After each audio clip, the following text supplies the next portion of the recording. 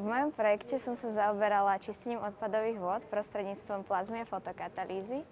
A je to veľmi aktuálny problém vzhľadom na to, že v tomto roku bola aj Európskym parlamentom schválená nová európska smernica, ktorá hovorí o tom, že každá čistička odpadových vôd v každom z členských štátov Európskej únie už musí implementovať kvaternárne technológie a taktiež degradačné procesy v týchto čističkách musia dosahovať aspoň 80%.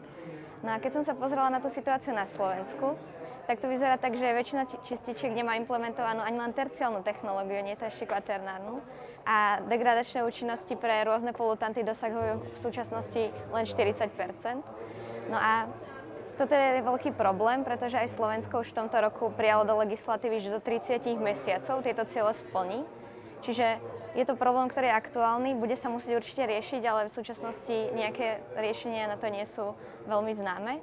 A tak som sa teda pozrela na to, že ako by plazma a fotokatalýza mohli tento problém vyriešiť.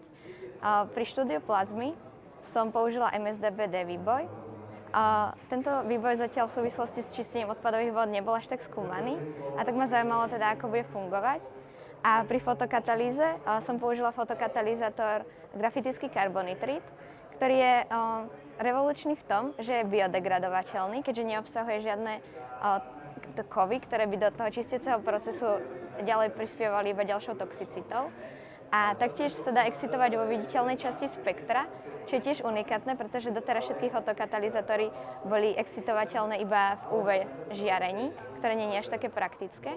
A tým, že tento fotokatalizátor sa dá excitovať vo viditeľnej časti spektra, tak by ten proces fotokatalýzy mohol byť aj energeticky neutrálny, pretože jediná energia, ktorú by na tú fotokatalýzu bolo potrebné, je slnečná energia.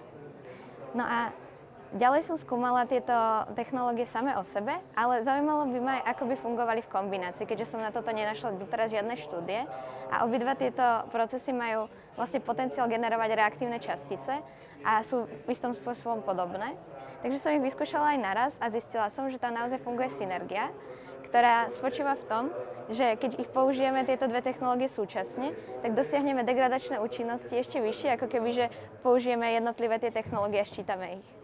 Takže výsledky vyzerajú tak, že naozaj, keď použijeme synergiu týchto dvoch technológií, tak by sme tie ciele Európskej únie naplnili.